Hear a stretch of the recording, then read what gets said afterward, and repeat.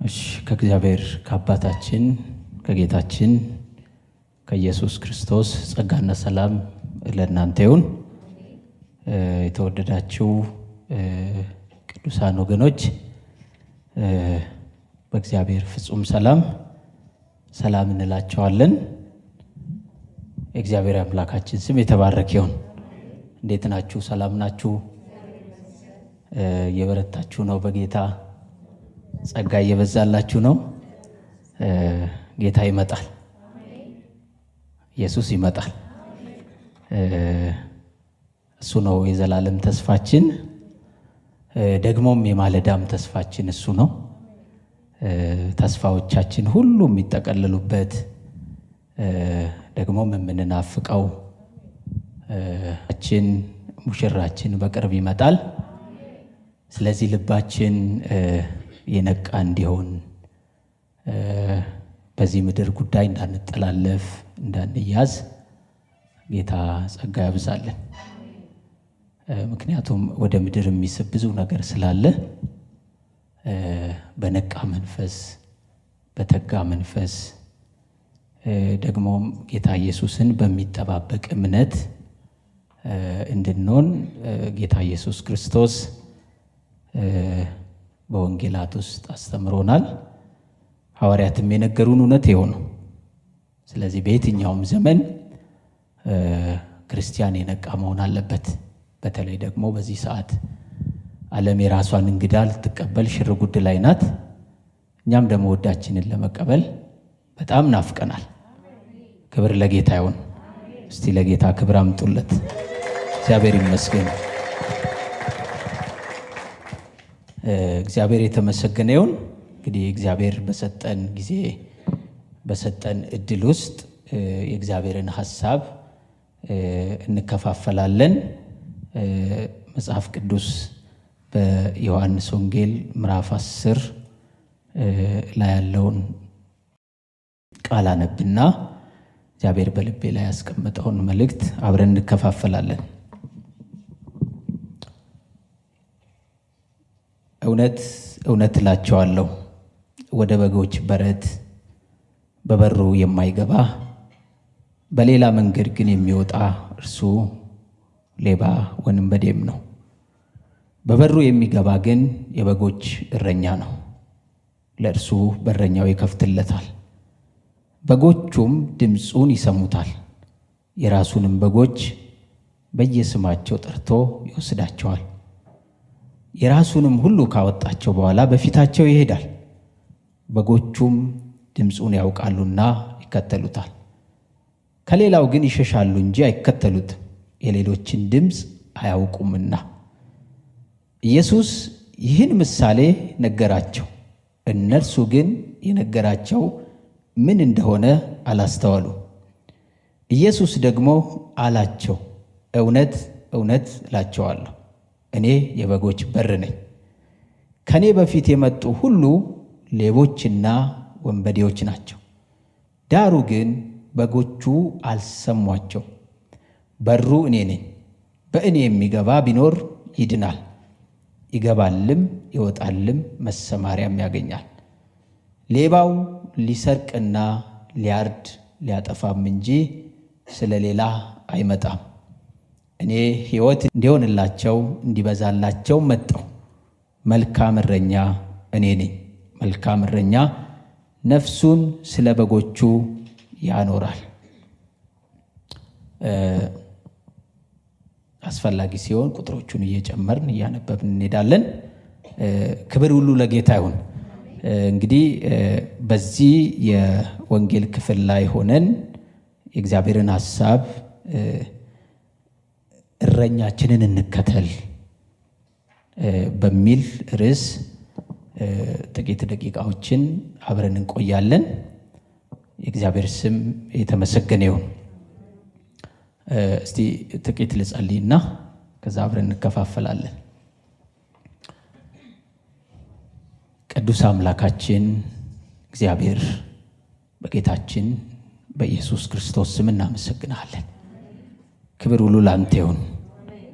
የረዳህን ያገዝከን ደግሞም በምሕረት የጠበቅከን አንተ ነህ። ጸጋህን ያበዛህልን እንድናገለግልህ በፊትህ እንድንቆም ኃይል የሆንከን ሞገስ የሆንከን አንተ ነህ እግዚአብሔር። በጌታ በኢየሱስ ስም ክብር ይሁንልህ። ደግሞ ምስጋና የተገባህ ነህ፣ አምልኮ የተገባህ ነህ፣ መፈራት የተገባህ ነህ እግዚአብሔር። በጌታ በኢየሱስ ስም በዚህ ሰዓት የከንፈሮቻችንን ፍሬ የምስጋናን መስዋዕት በፊትህ እናቀርባለን። ስለሚገባህ ሙሉ የሆነውን መስዋዕት፣ ነዶ የሆነውን መስዋዕት ሳንከፋፍል ሳንቆጥብ እግዚአብሔር ሆይ ለአምላክነት የሚገባውን ላንተ እንሰጣለን። ጌታ ሆይ ደግሞም እንደ ቃልህ ያስተምራቸው ዘንድ መልካሙን መንፈስህን ሰጣቸው ተብሎ እንደተጻፈ በሰጠህም መንፈስ ወደ ማስተዋል፣ ወደ እውነት፣ ወደ ጸጋ ከፍታ ሁሉ እንድታደርሰን ደግሞ መንፈስህ ጥልቅ የሆነውን ነገር ያውቃል ተብሏል። ወደ አንተ ወደ ጠለቀው ነገር እንድታስገባን፣ በህልውና እንድትሸፍነን፣ በክብር መገኘት እንድታረሰርሰን፣ ከቃል የሚገኘው በረከት ፍጹም የሆነው ደስታ ሕይወታችንን ኑሯችንን ሁሉ እንዲያገኝ ዘመናችንን እንዲቆጣጠር እንጸልያለን። ይሄ ሁሉ ሲሆን ክብሩ ተጠቅልሎ ላንተ ይሁን፣ ምስጋናው ላንተ ይሁን፣ አምልኮው ላንተ ይሁን።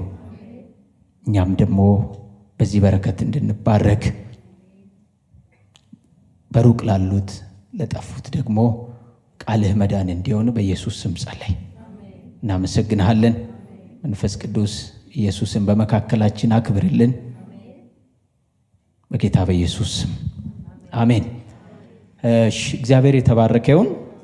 እንግዲህ አሁን ባነበብኩት የመጽሐፍ ክፍል ላይ እረኛችንን እንከተል በሚለው ሐሳብ ውስጥ እንግዲህ የዚህ ዮሐንስ ወንጌል ምዕራፍ 10 ጉዳይ ከምዕራፍ 9 ነው የሚነሳው።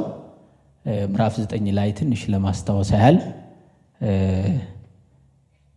አይነ ስውር ሰው ለማኝ በቤተ መቅደስ በር ላይ የሚቀመጥ ጌታ ኢየሱስ ክርስቶስ ሙሉ በሙሉ ታሪኩን ከቀየረ በኋላ አይኑን ካበራለት በኋላ አንዳንድ ዝግቦች ነበሩ በቤተ መቅደስ አካባቢ። ማን ነው አይንህን የከፈተልህ? እንዴት ነው የተከፈተው አይንህ? ብለው ቤተሰቦቹን የዚህን ሰው ወላጆች እስከሚጠይቁ ድረስ እሱ ነው እሱ አይደለም የሚል ከባድ ውዝግብ እንደተነሳ በምዕራፍ 9 ላይ እናነባለን። ይሄ ውዝግብ እንግዲህ እያደገ ሄዶ ይሄ አይነ ስውር የሥጋ አይኑ ብቻ ሳይሆን መንፈሳዊ አይኑም ስለተከፈተ የልብ አይኑ ስለበራ እነዚህን በጊዜው የነበሩትን ጸሐፍት ፈሪሳውያን በጣም ስለሞገታቸው መጨረሻ ላይ አንተ ከፈለግ የኢየሱስ ደቀ መዝሙር ሁን፣ እኛ የሙሴ ደቀ መዛሙርቶች ነን ብለው ተጣልተውት ከምኩራብ እንዳገለሉት ይነግረናል። ጌታ ኢየሱስ ክርስቶስ በተለይ በዚህ በዮሐንስ ወንጌል ክፍል ውስጥ በሰንበት ሰዎችን ይፈውስ ነበረ። ከዚህ ፈውስ በኋላ የተለያዩ ውዝግቦች በአይሁድና በእርሱ መካከል ይደረጉ ነበር።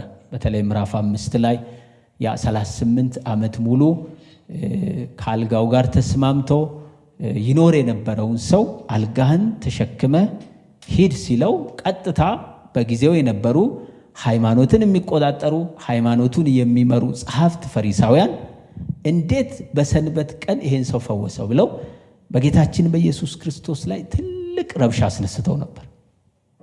ጌታ ኢየሱስ ክርስቶስም በሰንበት ይፈውስ ነበር። ለምን? የሰንበት ጌታ ነው። በሰንበት ሰው ነፃ መውጣት አለበት የሚለውን መመሪያ ያደርግ ነበር ጌታ። እና ብዙ ጊዜ ግን ሊከሱት ሊያጠምዱት ስለሚፈልጉ በተለይ ይሄ ምዕራፍ 5 ላይ የጀመረው ውዝግብ እያደገ ምዕራፍ 6 ላይ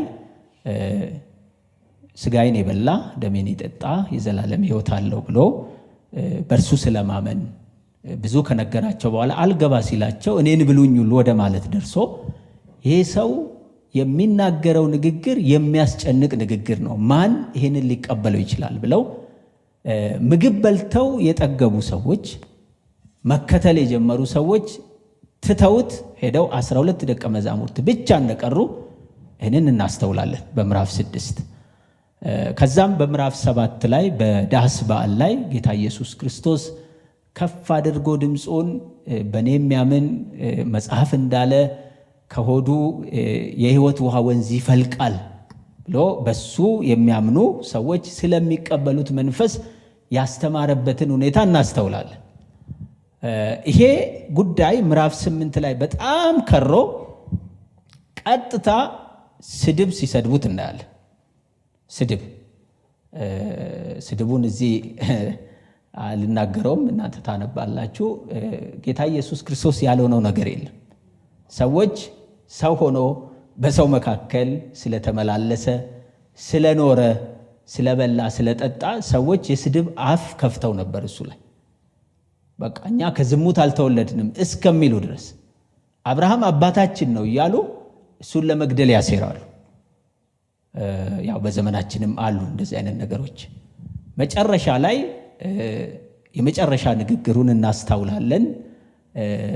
አብርሃም ሳይወለድ እኔ ያለው ብሏቸው በጣም ጉዳዩ ጠንከር ስላለባቸው ያህዌ ነኝ የሚል ንግግር ይሄ ስለገባቸው ድንጋይ ሲያነሱ ተሰውሮ ሄደ በመሃላቸው፣ ጊዜው ገና ስለሆነ።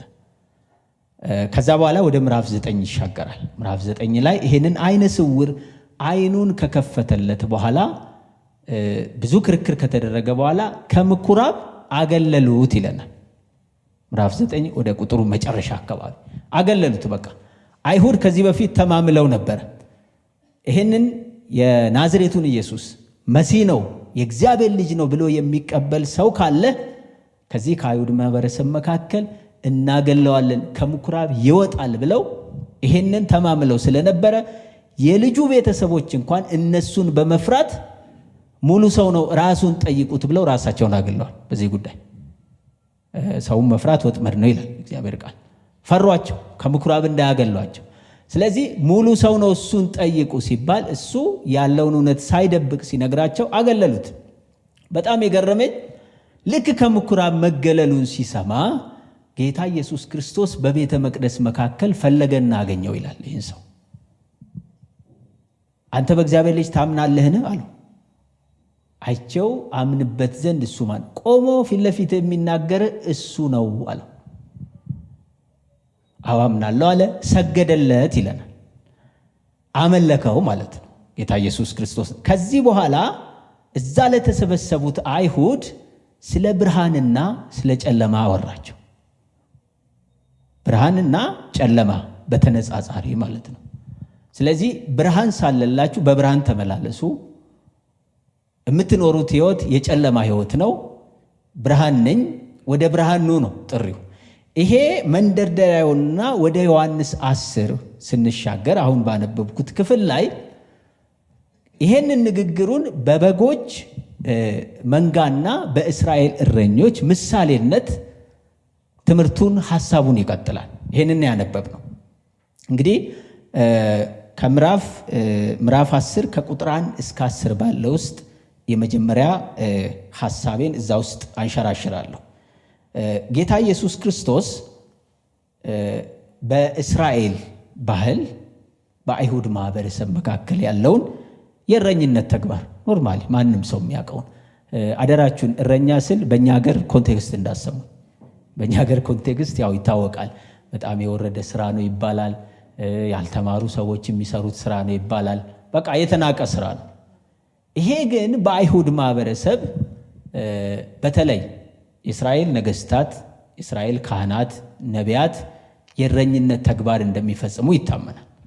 ስለዚህ የበጎች እረኛ ነኝ ብሎ ጌታ ኢየሱስ ክርስቶስ ራሱን ሲያቀርብ አንደኛ በብሉይ ኪዳን ያህዌ መልካም የበጎች እረኛ ተብሏል። ይሄን ያስታውሳቸዋል። በሁለተኛ ደረጃ የነገስታቱን፣ የነቢያቱን፣ የካህናቱን አገልግሎት ጠቅልሎ እንደወሰደ ጌታ ኢየሱስ ክርስቶስ ይሄም ግንዛቤ ይፈጥርላቸዋል።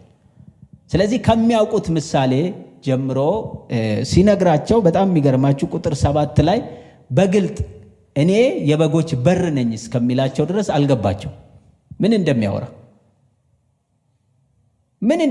ምንም አልተገለጠላቸው። ልክ ዮሐንስ ምዕራፍ 6 ላይ፣ ዮሐንስ ምዕራፍ 7 ላይ የሚያወራው ንግግር እንደማይገባቸው ሁሉ እዚህ ምዕራፍ ላይ ያሳዩት ነገር ምንድነው? ምን እንደሚያወራ አልገባቸውም እስከ ቁጥር 7 ድረስ። እንግዲህ በዛ ሀገር ኮንቴክስት እረኝነት ማለት ያው እንደነገርኳችሁ ከባድ ስራ ነው። በተለይ መንጎቻቸውን ሲጠብቁ የሚያድሩ እረኞች ናቸው በጣም የተሰጡ፣ ከበግ ጋር የሚውሉ የሚያድሩ። በጎቹ እረኞቻቸውን የማወቃቸው ምስጢር እረኞች ከበጎች ጋር የሚያሳልፉት ጊዜ ነው የወሰነው። በሀገራችን አንዳንድ ቦታዎች ላይ ታውቁ እንደሆነ ወደዚህ ቦረና አንዳንድ አካባቢ እንደዚሁ የእስራኤል አይነት የእረኝነት ልማድ ያላቸው አሉ። ለግጦሽ ሳር በየቦታው ከብቶቻቸውን ይዘው የሚሄዱ ሲመሽ ጊዜያዊ በረት ይሰሩና በድንጋይ ክበው በሩ ክፍት ነው የሚሆነው። የሚገርማችሁ በሩ ክፍት ሲሆን እረኛው ይመጣና በሩ ላይ ይተኛል። በር ይሆናል ማለት ነው። የሰማችሁኝ እንደሆነ አስባለሁ። በሩ ላይ ይተኛል እረኛው። እረኛው የሚወስደውን ሪስክ አያችሁ። በሩ ላይ ይተኛል። ሰው ቢመጣ ከመንጋው መካከል በጎችን ለመውሰድ አውሬ ቢመጣ መጀመሪያ የሚያገኘው ማንን ነው? እረኛው። ምክንያቱም እንደዚህ በግንብ ይሰራና በሩ ክፍት ይሆናል። ስለዚህ ጌታ ኢየሱስ ክርስቶስ እየተናገረ ያለው ስለ ሐሰተኛ እረኞች እንግዲህ መንጎቻቸውን እዛው ያሳድሩና ሲጠብቁ አድረው ጠዋት ላይ እረኞች ሌሎች እረኞች ይመጡና በጎቻቸውን ከመንጎች መሃል ይወስዳቸዋል። እየጠሯቸው ማለት ነው በስማቸው ያውቃል። እረኞቻቸውን ስለሚያውቁ ምልክት ሲሰጧቸው በጎቹ ይወጣሉ። ይሄንን ሐሳብ ነው የሚነግራቸው። ትክክለኛ ያልሆኑ እረኞች ግን በበሩ መጥተው በጎቻቸውን አይወስዱም ነው እያለ ያለው። እረኛው ስለማይከፍትላቸው በሩን ምንድን ነው የሚያደርጉት? በግ ለመስረቅ ሲመጡ በካቡ ላይ እንጠለጠሉና በግንቡ ላይ በጎችን የሚያተራምስ በጎችን የሚያሳስት ነገር እያደረጉ በጎች ተተራምሰው ተራብሸው በየፊናቸው እንዲወጡ ያደርጉና ይሰርቋቸዋል። ጌታ ኢየሱስ ክርስቶስ ይሄን ሁሉ ተናግሮ ግን አልገባቸው። ይሄን ከተረከ በኋላ ቁጥር 7 ላይ ምን ይላቸዋል? የበጎች በር እኔ ነኝ። አሁን ምሳሌውን ቀጥታ ያመጣና ከራሱ ጋር ያገናኘዋል። ያ በበጎች በረት ፊት ለፊት ሲተኛ የነበረው እረኛ ለበጎቹ ሲል ራሱን ሪስክ ውስጥ ያስገባው ራሱን አሳልፎ የሰጠው እረኛ ለካ ጌታ ኢየሱስ ክርስቶስ ነው። ክብር ለእግዚአብሔር ይሁን። በእነዚህ ሕዝቦች መካከል እግዚአብሔር አስቀድሞ ስላስነሳቸው እረኞች በብሉይ ኪዳን ዘመን ታስታውሱ እንደሆነ ሕዝቅኤል ምዕራፍ 34 ላይ በቁጣ የተናገረበት ቦታ አለ። ማለት በሕዝቡ ላይ እግዚአብሔር አሰልጥኗቸዋል። ሕዝቡን እንዲያስወጡ፣ እንዲያስገቡ፣ እንዲያሰማሩለት። ግን ምንድነው ያደረጉት? የእስራኤል እረኞች ሕዝቅኤል 34ን ማንበብ ትችላላችሁ። በጎቹን ለራሳቸው ጥቅም ተጠቀሙባቸው። አስብተው፣ አወፍረው፣ አደልበው ለመጠቀም ለመብላት። ስለዚህ ለራሳቸው ጥቅም ሰሩባቸው ማለት ነው በጎቹ ላይ። ስለዚህ በጎቹ በመንፈሳዊ ቋንቋ ክሳት ያዛቸው። እግዚአብሔር እንደሚፈልጋቸው አልሆኑለትም እነዛ በጎች። ስለዚህ እግዚአብሔር በቁጣ እነዚህን የእስራኤል እረኞች ሲናገራቸው እናያለን። ከነሱ እጅ በጎቹን እንደሚወስድ፣ ለሌላ ለሚታመን እረኛ በጎቹን አሳልፎ እንደሚሰጥ ይሄንን እግዚአብሔር በትንቢት መልክ ተናግሮ ነበር። አሁን ወደ ቁጥር 11 ላይ ስንመጣ መልካም እረኛ እኔ ነኝ ይላል። መጀመሪያ ላይ በሩ እኔ ነኝ አለ። ከዛ በግልጽ መልካም እረኛ እኔ ነኝ። ይኸውላችሁ በነገራችን ላይ የመጀመሪያ ተደራሲያን ስላልሆን ብዙ ነገር ላይገባን ይችላል። ጌታ ኢየሱስ ክርስቶስ በምድር በነበረበት ዘመን በአገልግሎት ዘመኑ አሁን ኢየሱስ ክርስቶስ ራሱን አምላክ ነኝ ብሏል ወይ አላለም የሚል ብዙ ክርክሮች አሉ። በጊዜው የነበረ አሁን በተለይ ምዕራፍ 5 ላይ አንዱ ለሞት ያበቃው ነገር ክስ ራሱን እንደ እግዚአብሔር አድርጓል። አይደል? ምዕራፍ 5 ላይ የተከሰሰበት ምናልባት እነዚህ ሰዎች ዕውቀታቸው የአይሁድ ዕውቀት የብሉይ ኪዳን መጻሕፍትን ስለሚያነቡ ለያህዌ የተሰጡ ነገሮችን ያህዌ የሚገለጥባቸውን ነገሮች ጌታ ኢየሱስ ክርስቶስ የኔ ነው ወይ ይናገረዋል ወይ ሲያደርገው እናያለን። በተለይ ምዕራፍ 5 ላይ አባቴ እስከ ዛሬ ይሰራል እኔም እሰራለሁ። ይሄ ንግግር ምናልባት ግር ሊለን ይችላል። በጊዜው ግን በጣም ያስቆጣቸው ነገር ነበር። አንደኛ ሰንበት ነው ሰውየው የተፈወሰበት። ስለዚህ የሰው ልጅ የሰንበት ጌታ ነው ብሏቸዋል። ስለዚህ እግዚአብሔር ስራ አላቆመም። እነሱ አባታችን የሚሉት ጌታ ኢየሱስ ክርስቶስ ነጥሎ አባቴ ነው። እግዚአብሔር ስራ አላቆመም። እግዚአብሔር ስራ ስላላቆመ እኔም ስራ አላቆምም ነው። ይሄ አሁን ከእግዚአብሔር ጋር ራሱን ልክ ናቸው። ምክንያቱም እግዚአብሔር እንደሚሰራው የሚሰራ እግዚአብሔር ነው መሆን ያለበት እንጂ ሌላ አካል እግዚአብሔር እንደሚሰራው አይሰራም። ስለዚህ በዚህ ቁጣ ቀስቅሶባቸዋል። ስለዚህ በብሉይ ኪዳን ዘመን በአንደኛው ክፍለ ዘመን ያለ ኮንቴክስት ያሉ ተደራሲያን ጌታ ኢየሱስ ክርስቶስ የሚናገረው ነገር ግልጥ አድርጎ ሲነግራቸው በትክክል ይረዳሉ፣ ያውቃሉ ምን ለማለት እንደፈለገ። ይሄ ነው እንግዲህ ይሄ ክስ ሄድና እግዚአብሔርን ተሳድበዋል ብለው በቀያፋ ፊት የከሰሱት። ስለዚህ ቁጥር 7 ላይ ቀጥታ ይመጣና የበጎች እረኛ መልካም እረኛ እኔ ነኝ ሲላቸው፣ ቁጥር 11 ላይ ቀጥታ ምንድነው የሚያስተውሱት? መዝሙር 23 ሕዝቅኤል 34 እነሱ ወደ ትንቢቶቻቸው ነው የሚሄዱት። ታስታውሱ እንደሆነ ጌታ ኢየሱስ ክርስቶስ ሲወለድ ሄሮድስ ምንድነው እንዲመረመር የጠየቀው? መጻሕፍት። ይሄ ጉዳይ አለ ወይ? የብሉይ ኪዳን መጻሕፍት አውርተውታል ወይ? ልክ ትንቢቱን ቦታውን በጥንቃቄ መርምረው ካስረዱት በኋላ ምንድነው ያደረገው? ሄዶ አልሰገደለትም። ተንኮል ነው የሸረበው ሄሮድስ። ግን ደግሞ ተጽፏል። እንግዲህ ከኔ በፊት የመጡት ሌቦች ናቸው፣ ወንበዴዎች ናቸው ያለው ጌታ ኢየሱስ ክርስቶስ እንደኔ አልተላኩም፣ አስቀድሞ አልተነገረላቸውም፣ ወይ ደግሞ የብሉይ ኪዳኑ ያህዌ አያቃቸውም እነዚህን እረኞች። አንደኛው ይሄ ነው። ሁለተኛው ያህዌ ልኳቸው በሕዝቡ ላይ አሰልጥኗቸው አሰማርቷቸው ግን ያልታመኑ እነሱ ደግሞ በጌታ ኢየሱስ ክርስቶስ ዘመን ነበሩ።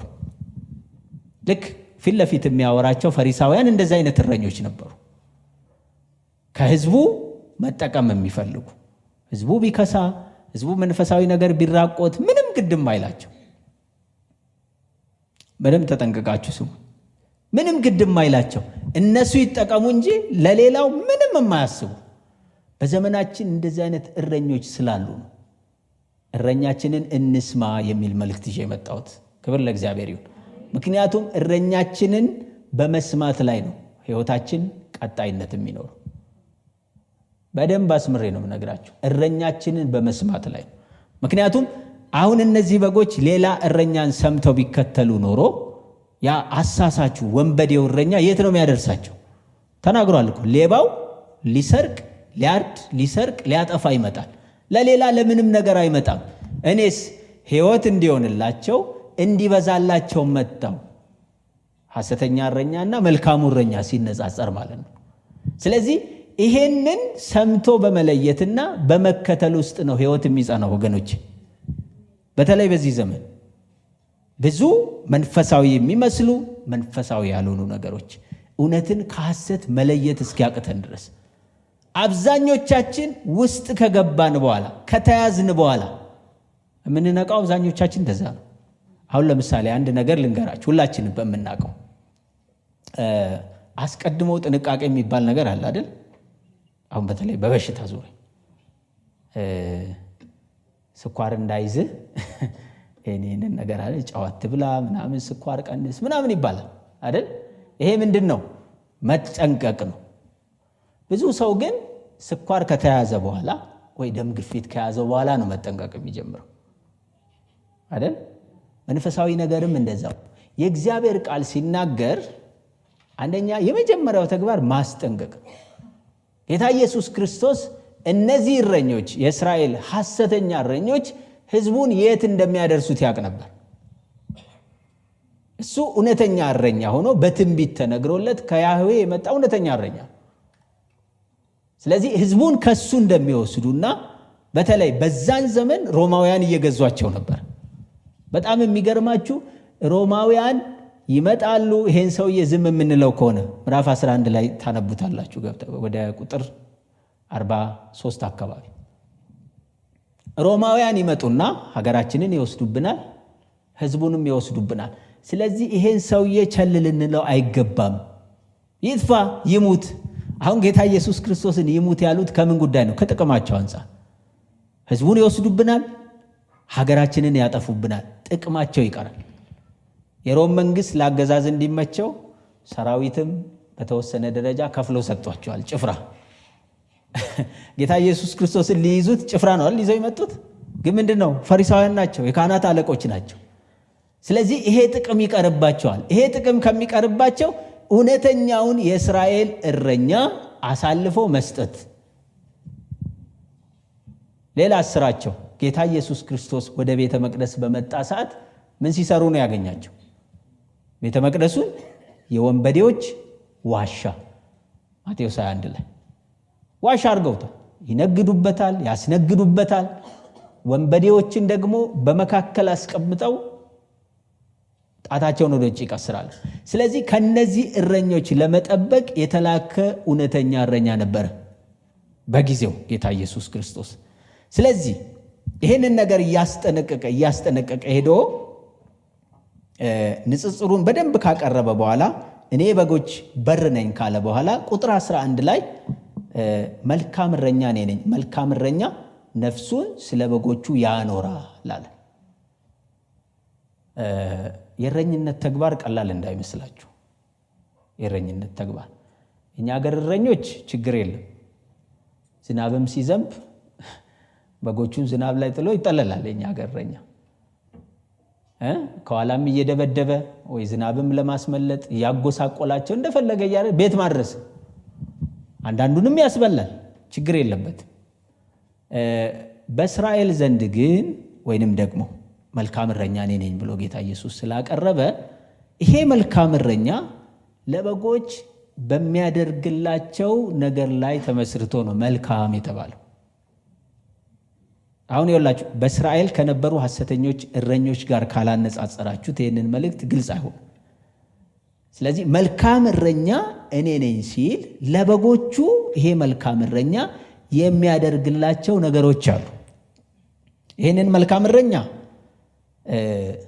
በጎቹ ለመከተል አይፈሩ። ለምን? ከበጎች ጋር ብዙ ጊዜውን ያሳልፋል። እሱ ደግሞ ይወዳቸዋል፣ ይጠነቀቅላቸዋል። ስለሚወዳቸው ስለሚጠነቀቅላቸው ይሰሙታል። ሌላውንስ አይሰሙም። ለምንድነው አይሰሙ? ድምፁን አያውቁም። አሁን ለምሳሌ አሁን እዚህ እያወራን አምቡላንስ ውጪ ላይ ቢጮህ ምን ትላላችሁ? የታመመ ሰው ይኖር ይሆን ወይ ደግሞ የምትወልድ ሴት ትኖር ይሆን?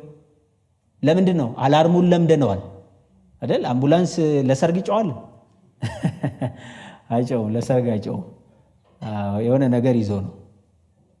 ያው አምቡላንስ መንገድ ስለሚከፋፈትለት ሃዛርድ ስለሚያበራ ዛሬ ሌላም የወንብድናም ስራ የሚሰሩ ሰዎች አሉ። ያው በር ስለሚከፈት ላለመቆም ማለት ነው፣ ትራፊክ እንዳይዘጋጋ። እሱን እንተውና በጎቹ የለመዱት አላርም አለ፣ የእረኛቸውን ድምፅ። ለምን? ብዙ ጊዜ ስለሚያሳልፉ ከበጎች ጋር አስለምደዋቸዋል። በዛ መካከል የሚወለዱን ሕፃናት በጎች፣ ግልገል በጎች እንደዚህ ይታቀፉና እረኞቹ ጠረናቸውን እንዲለምዱ ያደርጋሉ።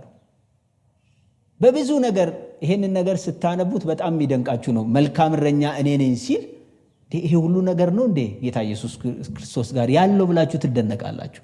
የሚያደርገው ነገር አለ። እስቲ የጌታ ኢየሱስ ክርስቶስን አገልግሎት እንፈትሽ። ጌታ ኢየሱስ ክርስቶስ በብዛት አገልግሏል፣ ሰብኳል፣ አስተምሯል፣ በሽተኞችን ፈውሷል፣ በአጋንንት ስራት የተያዙትን ነፃ አውጥቷል። ይሄን ሁሉ ከማድረግ ባሻገር ግን በብዛት ጊዜን የሚወስደው ከማን ጋር ይመስላችኋል? ከአባቱ ጋር። ይህን ሁሉ አገልግሎ መጨረሻ ላይ ወደ ተራራ ይወጣና ደቀ መዛሙርቱም ይተኛሉ። ሲጸልይ አደረ እስከሚነጋ ድረስ። አላነበባችሁም በመጽሐፍ ውስጥ? ይሄ ምንድን ነው? ጌታ ኢየሱስ ክርስቶስ በምድር ላይ ያገለገላቸው አገልግሎቶች ከእግዚአብሔር ጋር ከአባቱ ጋር ያሳለፋቸው ጊዜዎች ውጤት ናቸው። እሱ የዘላለም አምላክ ነው፣ የእግዚአብሔር ልጅ ነው። ግን አባቱ ልኮታል ወደ ምድር አይደል?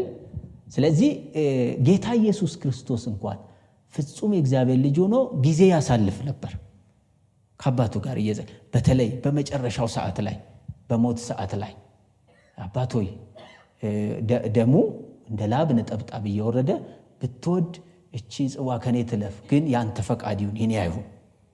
ይሄ ምንድን ነው? ኢንቲሜሲ፣ ይሄ ወዳጅነት። ስለዚህ ነው አብን ከወልድ በቀር የሚያውቀው የለም፣ ወልድን ከአብ በቀር የሚያውቀው ወልድ ሊገልጥለት ካልፈቀደ በስተቀር። በዘመናችን ያሉ ብዙ ሞኞች አሉ።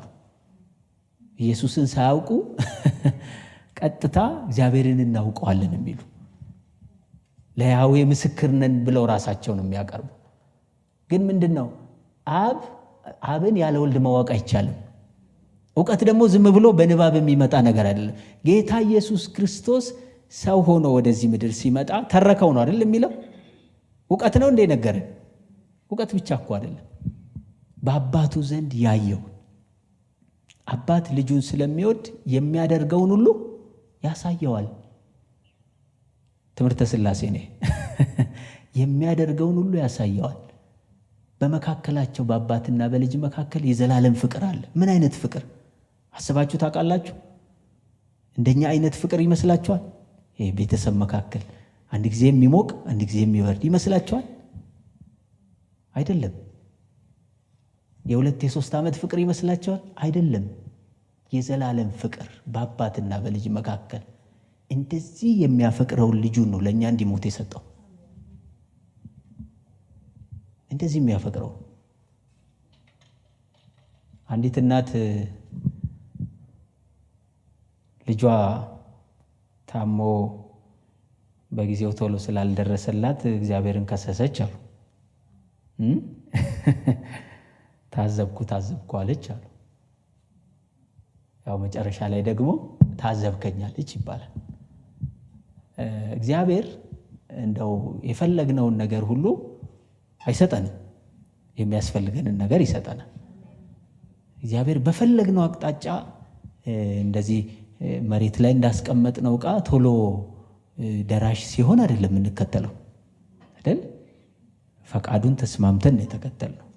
በፈቃዱ ልንኖር እጃችንን ስናነሳ እኮ ሁለት ፈቃዳዊ ስራ ነው አይደል? ይህንን እንረሳና ብዙዎቻችን ኑሮን ከጀመርን ሰዓት ጀምሮ ትግል እንገጥማለን ከእግዚአብሔር ጋር። ይሄ ለምን አልሆነም? ይሄ ለምን አልሆነም? አንዳንዶቹ ደግሞ በድፍረት በእውነት ይሄ ነገር ካልሆነ በእውነት እኔ ልጅ አልባልም ብለው በድፍረት እስከሚናገሩ ደርሰዋቸዋል። ካልሆነስ አንሆንም ማለት ነው እንዴ? ልጅነት እኮ የሚፋቅ ጉዳይ አይደለም ወገኖቼ፣ የሚፋቅ አይደለም። ልጆች ያለን ሰዎች እንኖራለን። የዘመኑ ልጆች እንኳን ባይሉም የድሮ ልጆች እንደው አውሮፕላንም በሰማይ ላይ ሲበር ሳይው አባዬ ግዛልኝ ይላሉ ይባላል። እኔ ብዬ ይሁን አላውቅም፣ ግን እንደው ቢኖረው እንኳን እንደው አባት ላጥ አድርጎ ይገዛል እንዴ? አይገዛም አይደል? ግን ልጅነቱስ ካስቸገረውም ሊመታው ይችላል እኮ አይደል? ተመልሰው ግን ልጅ ነው። ልጁ ለአባቱ ልጅ ነው፣ አባትየው ለልጁ አባት ነው። ከእግዚአብሔር ጋር ያለን ወዳጅነት በክርስቶስ ኢየሱስ የደም መስዋዕትነት የተገመደ ጉዳይ ነው። ስለዚህ በአባትና በልጅ መካከል ባለው ፍቅር ባለው ህብረት ነው የተወደደው። ክብር ለእግዚአብሔር ይሁን። ስለዚህ ይሄ መልካም እረኛ ለበጎቹ ምንድን ነው የሚያደርግላቸው? መልካም ከመሆኑ የተነሳ ለበጎቹ ይሞታል፣ አሳልፎ ይሰጣል ራሱ። ይሄንን በገዛ ዘመኑ አድርጓል ጌታ ኢየሱስ ክርስቶስ። እያማጠ እያጣጣረ ሁላችን እዚህ ቁጭ ብለን ዛሬ ተረጋግተን የእግዚአብሔርን ቃል የምንሰማው እሱ ባማጠው ምጥ በምጥ የተወለድን እሱ ተሰቃይቶ እሱ ተወግቶ እሱ ደምቶ መስቀል ላይ እጁን ዘርግቶ በፊቱ ደስታውን ያይ ነበር ይላል ኢሳይያስ 53 ላይ።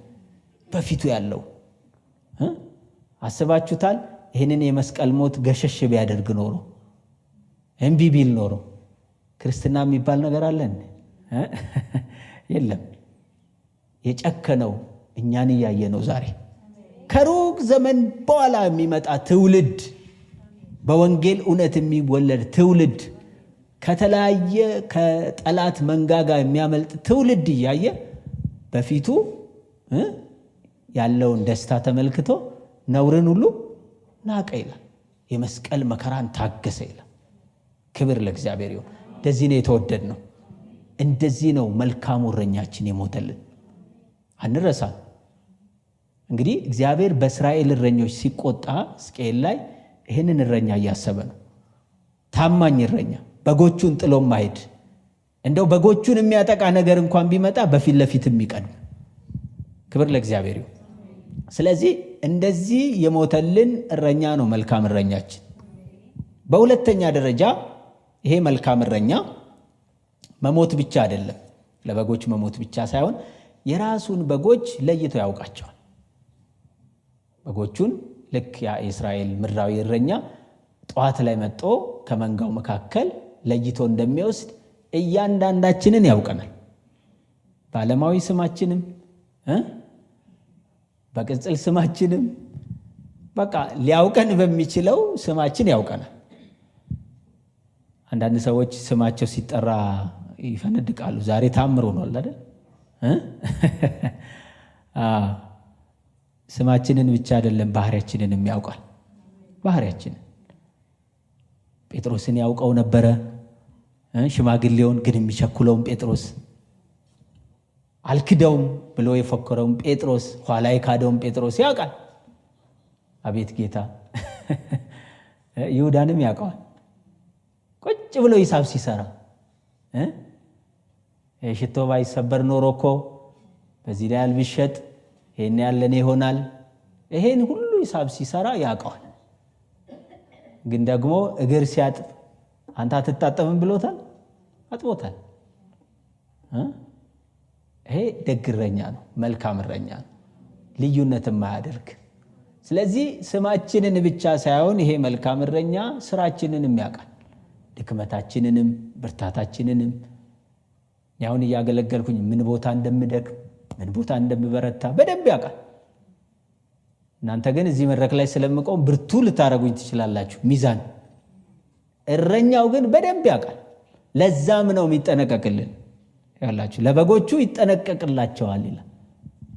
አሁን ከበጎች መካከል በጎች ሁሉ ባህሪያቸው አንድ ሊሆን ይችላል አይደል? በግ ባህሪው አንድ ይሆናል። ግን ደግሞ አንድ ይሆንና በጸባይ ይለያያሉ። አንዳንድ በጥባጭ በግ አለ፣ በረት ውስጥ የማይቀመጥ ሌሎችን የሚያውክ ልውጣ የሚል ሄዶ ስብራት ላይ ለመውደቅ የሚቸኩል በግ አለ። እነዚህንም በየባህሪያቸው ያስተናግዳል እረኛው። ልክ እንደዚሁ ጌታ ኢየሱስ ክርስቶስ በምድር ስንኖር፣ በቤተ ክርስቲያን ስናገለግል፣ በስራም ቦታ በትምህርት ቤትም ያውቀናል፣ ድካማችንንም ብርታታችንን። ስለዚህ ያውቃቸዋል ሲባል ተራ ነገር አይደለም። እኛ የሰው ፕሮፋይል ገልብጠን እንደምናውቅ አይደለም፣ ውስጣችንን ያውቃል። ስለዚህ እንደዚህ አይነት እረኛ ነው ተላልፎ የተሰጠን። ክብር ለእግዚአብሔር ይሁን። ይሄ እረኛ የራሱን በጎች ማወቅ ብቻ አይደለም ወገኖቼ፣ ሌሎች በጎችንም ሩቅ ካሉበት ስፍራ አምጥቶ ወደ ዋናው በረት ወደ ዋናው መንጋ የሚቀላቅል እረኛ ነው ማለት፣ ለጠፉትም የሚገደው ማለት ነው።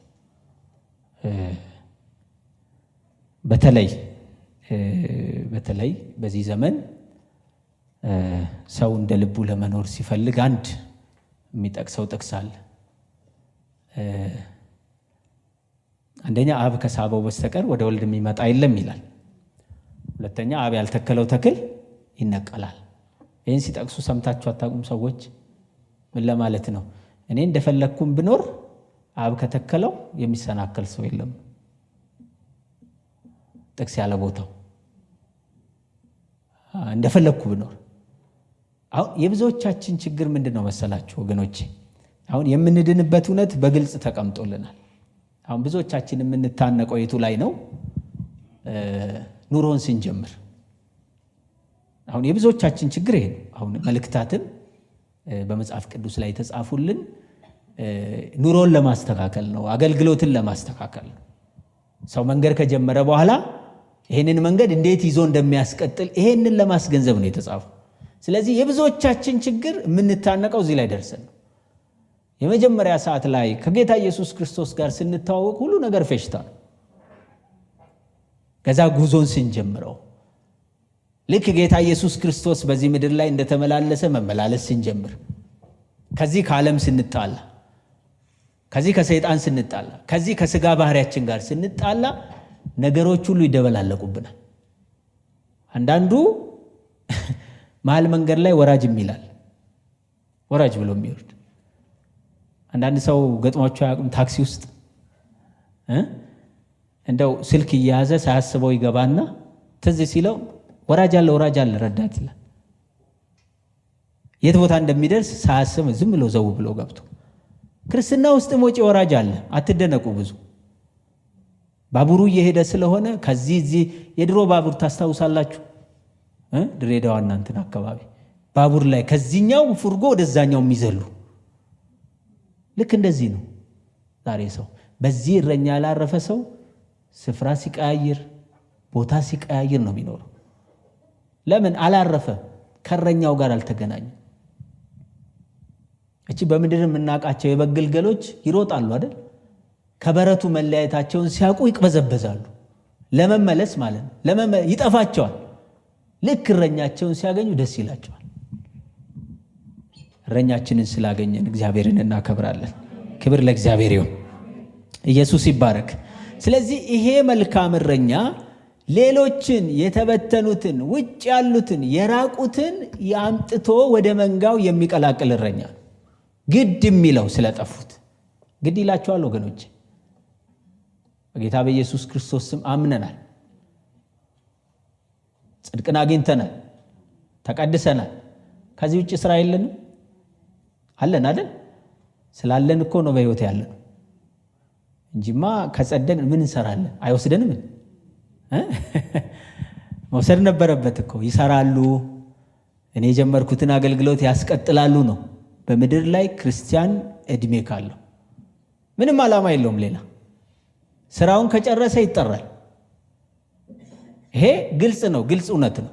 ስለዚህ በዚህ መልክ እረኛችን ትቶልን የሄደልንን ነገር እየሰራን ነው ወይ? እያስቀጠልን ነው ወይ? ይሄንን ሌጋሲ ይሉታል በዓለም ቋንቋ፣ ማስቀጠል። ይሄ እረኛ የመልካምነቱ አንዱ ውጤት በሩቅ ያሉትን መጥራት፣ ወደ መንጋው መቀላ። በሩቅ ያሉ ከዚህ በረት ያልሆኑ አሉኝ፣ እነሱን ደግሞ ላመጣ ይገባኛል። ለምንድን ነው በድፍረት እንደዛ የተናገረው? እረኛው በቃልም በስራም የታመነ ነው። በቃልም በስራ በእግዚአብሔርም በሰውም ፊት ከሳሾቹ እንኳን አንድ የሚከሱበት ምክንያት አላገኙ። ስለ ኃጢአት ማንም የሚከስ የለም። ሰው ሆነ ሳለ ራስን ከእግዚአብሔር ጋር በማስተካከልህ እንጂ። ጠላቶቹ እንኳን ንጹሕ እንደሆነ መስክረውለታል። ክብር ለእግዚአብሔር ይሁን። ስለዚህ ክፍተት አልነበረውም ይሄ እረኛችን።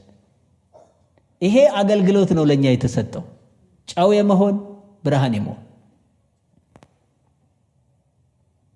ስለዚህ ሌሎችን የሚጠራ ሌሎችን የሚስብ ህይወት አገልግሎት ነው ያለን ወይንስ አብ የተከለው አይነቀልም የሚለውን ጥቅስ ነው የምንለማመደው? ስለዚህ እኛ የምንነበብ መልእክቶችን አይደል? እግዚአብሔር ባስቀመጠን ስፍራ ምን አይነት መንፈስ ነው ልንከተል የሚገባው? ሌሎችን የሚጠራ ሌሎችን የሚስብ። ልክ ይሄ ሰው ምዕራፍ 9 ላይ ቅድም በመግቢያ ላይ ያነሳሁት ከአይሁድ ምኩራብ ሲገለል ጌታ ኢየሱስ ክርስቶስ አገኘው። ታምናለህን? አዎ አምናለሁ። ሰገደለት፣ ቀላቀለ ወደ በረቱ። ክብር ለእግዚአብሔር ይሁን። ከአይሁድ ምኩራብ ሲገለል፣ ከአይሁድ ሃይማኖት ሲገለል፣ ከሰፈር ሲገለል ማን ያገኘው? መልካሙ እረኛ። አገኘው፣ ወደ በረቱ ቀላቀለው፣ ወደዚህኛው መንጋ ማለት ነው። ስለዚህ ይሄ አገልግሎት ዛሬ ለኛ የተሰጠን አገልግሎት ነው፣ እኛ እንድንሰራው። ዛሬ የቃል ምስክርነት ብዙ አለ አይደል? በቃል የሚመሰክሩ ኢየሱስ ጌትነቱ በአንደበታቸው በጣም ተቀላጥፎ የሚነገር በስብከታቸው፣ በትምህርታቸው፣ በዝማሪያቸው ሁላችንም የምንቸገረው የቱ ላይ ነው? የሰበክነውን የዘመርነውን ለመኖር ስንጀምር። ለዛ ነው ያቀናል፣ እረኛችን ያቀናል፣ በደንብ ያቀናል ትክክለኛ ማንነታችንን፣ ለዛም ይጠነቀቅልናል። ክብር ለጌታ ይሁን። ግን ደግሞ ኃላፊነት አለብን፣ የጠፉትን በሩቅ ያሉትን ለማምጣት ወደ መንጋው ይሄን ታስባላችሁ ወገኖች? በዚያ አቅጣጫ ትሰማራላችሁ? የጌታን ኃይል ትጠይቃላችሁ? የጌታን ጸጋ ትጠይቃላችሁ? ወይንስ በቃ እኔ ከዳንኩኝ እኔ ጽድቅን ካገኘው ይበቃኛል? ብዙዎቻችን የሚሽነሪ ልብ የለን ስለጠፉት ሰዎች። ይሄ ግን እረኛው የሞተበት ጉዳይ ነው እንዳንረሳ። እረኛው የሞተበት ጉዳይ ትልቁ ነገር የጠፉትን የተበተኑትን ለመመለስ። ስለዚህ በዚህ ማይንድ በክርስቶስ ልብ ከተንቀሳቀስ ይሄንን ነገር ይሄንን ጌታ ኢየሱስ ክርስቶስ የጀመረውን አገልግሎት ስራ ከግብ እናደርሳለን። በመጨረሻ ደረጃ ይሄ እረኛ ለበጎቹ ራሱን አሳልፎ ሰጥቷል፣ ሞቷል። ደግሞም ስለነዚህ ስለ በጎቹ ሲል በፈቃዱ የሰጠውን ነፍስ ያነሳ እረኛ ማለት ትንሣኤው በድል የተረጋገጠለት ማለት ነው። አሁን እንደ ሌሎቹ እንዳልታመኑት እረኞች ታሪኩ የሚረሳ ጉዳዩ የሚያበቃ ጉዳይ አይደለም። አሁን ብዙ እረኞች በእስራኤል ታሪክ ውስጥ የተነሱት ታሪካቸው ተረስተው የአንዳንዶቹ ታሪክ ደግሞ አስተማሪ ሆኖ አልፏል። ኤሊን ታስታውሱታላችሁ? ኤሊ ካህኑ ኤሊ ሐናን በቤተ መቅደስ ሲያገኛት ምንድን ነው ያላት? አንቺ ሴት ስካርሽ እስከ መቼ ነው ማይበርድልሽ? ስካርሽ። እሷ ቃል አጣ፣ ከንፈሯን ብቻ ነው የምታንቀሳቅሰው። አንዳንድ ሰው አልቅሶ ሲደክመው ቃል ይውጥና ከንፈሩ ብቻ ይንቀሳቀሳል። ማቃተት ሲቃ ማለት ነው። እንግዲህ በቤተ መቅደስ ውስጥ የተቀመጠው ኤሊ ሊቀ ካህን በዘመኑ የነበረው አልተረዳትም። እቺ ሴት ምንድነው የመሰለው? ጉሽ የወይን ጠጅ ጠጥታ ሰክራ በቤተ መቅደስ መካከል መጣ የምታለቅስ ነው የመሰለው። ኋላ እሷ በመራችው ምሪት ነው እግዚአብሔር ጸሎትሽን ይስማሻል። እንደዚህ አይነት እረኞች በእስራኤል ታሪክ ውስጥ አልፈዋል። አሮንን ተመልከቱት። አሮን በእግዚአብሔር ሕዝብ ላይ የተሾመ ሊቀ ካህን ነው። ግን ምንድነው ያደረገው? እረኛ ነው። ሕዝቡን ሙሴ ከተራራው እስከሚወርድ ድረስ ምን አድርጎ ነው የጠበቀው? አዎ ስድ ለቀቃቸው ነው ያለው። ስድ መለቀቅ ማለት ያው ይገባቸዋል። ሕዝቡን ሊሰበስብ ሲገባው ጣዖት ሰርቶ ነገ እግዚአብሔር በዓል ነው ብሎ አውጆ እንዲበሉ፣ እንዲጠጡ፣ እንዲዘፍኑ ያደረገ እረኛ ነው። ግን እረኛ ነው፣ የሰውን ድምፅ ሰምቶ ማለት ነው። አንዳንድ እረኞች በሁኔታ ነው የሚመሩት። ስፍራው ላይ ጊዜው ላይ በተቆጣጠረው ነገር ነው ሕዝቡን የሚመሩት፣ ራሳቸው የሚመሩት። ሙሴ ግን ከእግዚአብሔር ጋር የቆየው ሙሴ ወደ ሰፈሩ በወረደ ጊዜ ሲሰማ የነበረው ድምፅ ምን አይነት ድምፅ ነበር? የዘፈን ድምፅ ነበር።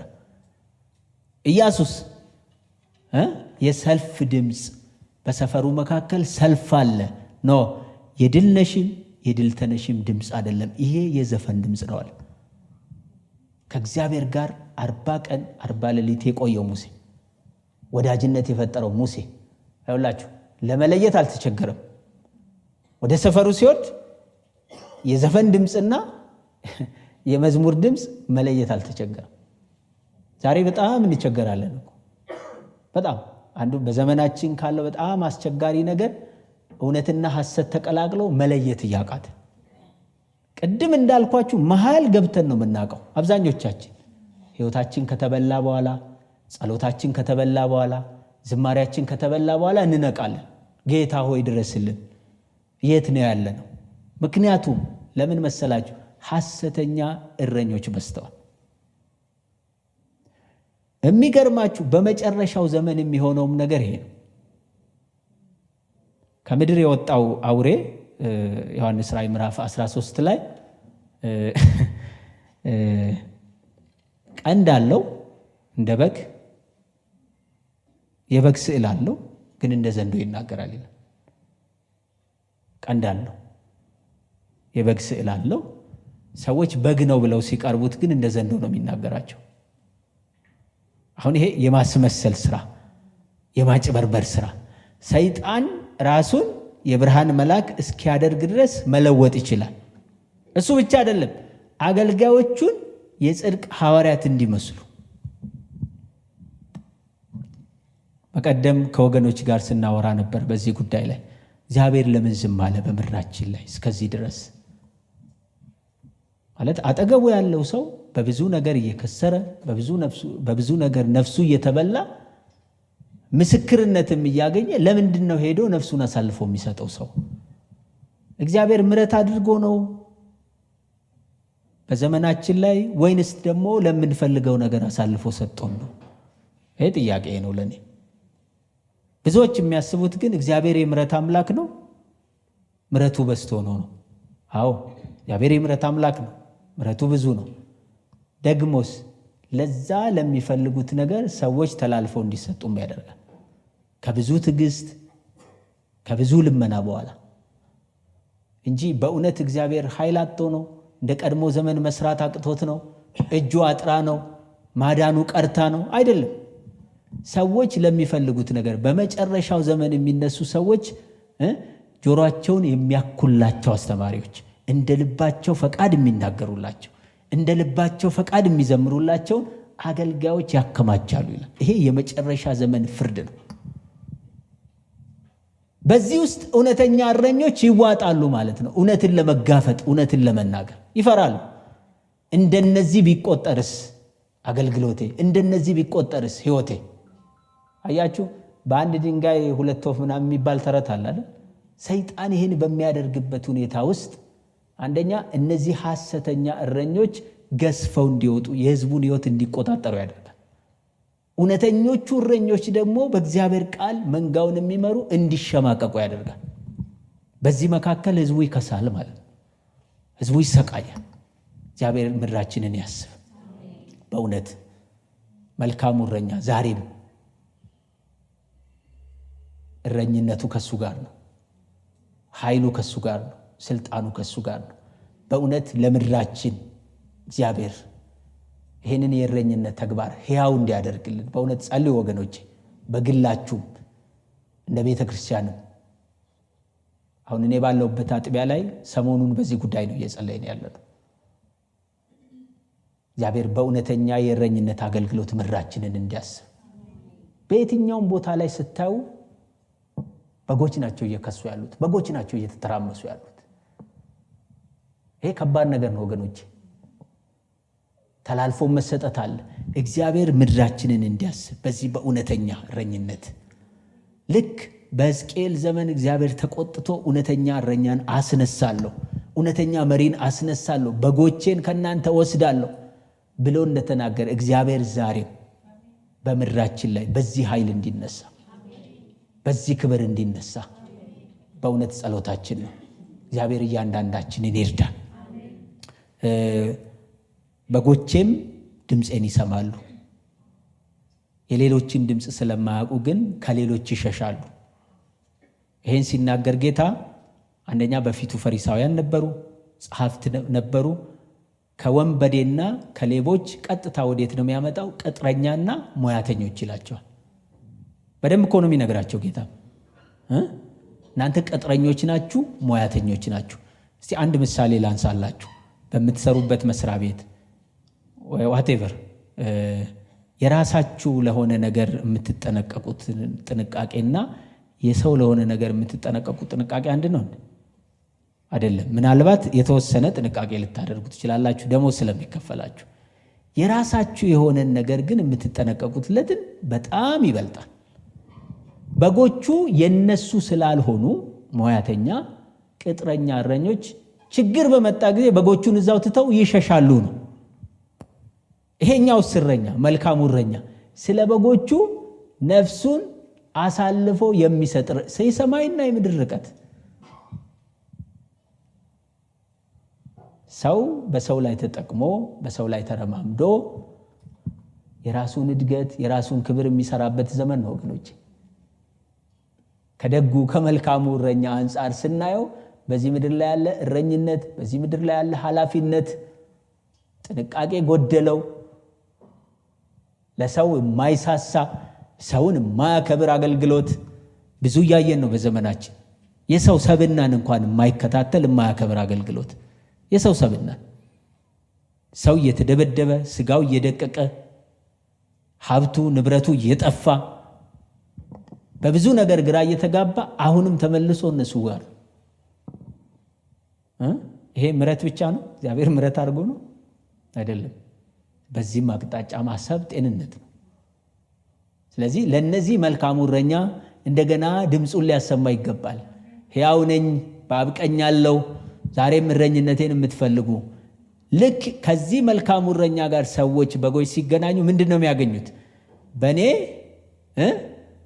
ይሰማራል፣ ይወጣል፣ ይገባል፣ መሰማሪያም ያገኛል፣ ያርፋል፣ ይድናል። ክብር ለጌታ ይሁን። ይሄ ከእውነተኛ እረኛ ጋር በጎች ሲገናኙ የሚሰማቸው ነገር። ማንም እረኛ ጋር ሄዶ ሰው እንደዚህ አይነት ነገር አይሰማም። አይወጣም፣ አይገባም፣ አይሰማራ።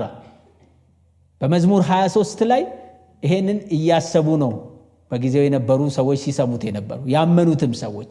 እግዚአብሔር እረኛዬ ነው፣ የሚያሳጣኝ የለም። በለመለመ መስክ ያሳድረኛል፣ በእረፍቷ ዘንድ ይመራኛል። ዳዊት ሲዘምር ይሄ እረኛ መልካሙ እረኛ ልክ በጎቹን ወደ ራሱ ሲያመጣ የእርሱ ሲሆኑ ሲያሰማራቸው በሕይወታቸው ውስጥ የሚሆነውን ነገር ነው ዳዊት የዘመረው።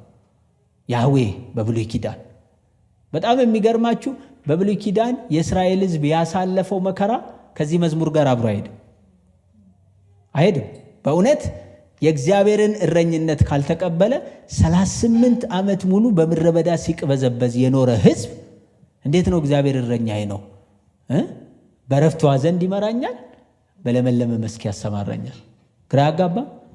ግን ደግሞ የእግዚአብሔር እረኝነት ያለበት ምድረ በዳ የለመለመ መስክ ነው፣ የረፍት ውሃ ነው ወገኖች። ዛሬ በአትክልት ከተከበበ በአትክልት ከተሞላ ገነት መልካም ያማረ ስፍራ ይልቅ የትኛው ነው የሚበልጥብን ለኛ? ጌታ ኢየሱስ ክርስቶስ። ምረጡ ብትባሉ የቱን ትመርጣላችሁ? ያማረውን የአትክልት ስፍራ ላይ ጌታ ኢየሱስ ክርስቶስ እዚህ ስፍራ የለም፣ ግን ለዘላለም ኑሩ ብትባሉ ትኖራላችሁ? አንኖርም። እኔ ባለሁበት በዚያ አገልጋዮቼ ይሆናሉ አለ። የትም ይሁን ገነታችን ኢየሱስ ነው። ክብር ለእግዚአብሔር ይሁን። ዛሬ ሰው ገነት ቤት ስፍራ ነው ያለችው፣ ቤት አቅጣጫ ነው ያለችው፣ በዚህ ይከራከራል ሰው። የትም ይሁን ጌታ ኢየሱስ ክርስቶስ ዮሐንስ ወንጌል ምዕራፍ 12 ላይ እኔ ባለሁበት በዚያ አገልጋዮቼ ይሆናሉ አለ። በቃ ይሄ ቃል ታማኝ ነው። የትም ይሁን ኢየሱስ ባለበት እኛ እንኖራለን። ክብር ለጌታ ይሁን። ስለዚህ ገነታችን፣ መሰማሪያችን፣ መውጫችን፣ መግቢያችን፣ ከፍ ሲልም መዳኛችን ጌታ ኢየሱስ ክርስቶስ ነው። ክብር ለዚህ እረኛ ይሁን። እግዚአብሔር ይመስገን። የጌታ ስም የተባረከ ይሁን። ጌታ መልካም ነው። እረኛችንን ሰምተን እንከተል ነው አይደል ያልነው? መስማት ይሁንልን። በእውነት እግዚአብሔር መናገር አልደከመው። ከዘፍጥረት ጀምሮ ይናገራል። መንገዶች ሊቀያየር ይችላል። እግዚአብሔር ግን ተናጋሪ ነው። ያልደከመ ተናጋሪ ማለት ነው። ዛሬ ድረስ ይናገራል፣ ይናገራል፣ ይናገራል። እግዚአብሔር ሲናገር መስማት ብቻ አይደለም ወገኖች፣ ሰምቶ ማስተዋል። የብዙዎቻችን ችግር ይሄ ነው። እንሰማለን፣ አናስተውልም። ልክ እዚህ ጋር የተናገራቸውን ነገር ምን እንደሆነ አላስተዋሉም ይላል። ቀጥታ ቁጥር 7 ላይ የበጎች በር እኔ ነኝ እስከሚላቸው ድረስ ማለት ነው። ስለዚህ ጌታ በዘመናችን የሚናገረንን ነገር የእረኛችንን ድምፅ እንድናውቅ አውቀን ብቻ ሳይሆን እንድናስተውል እንድንመራበት ጸጋ ያብዛልን።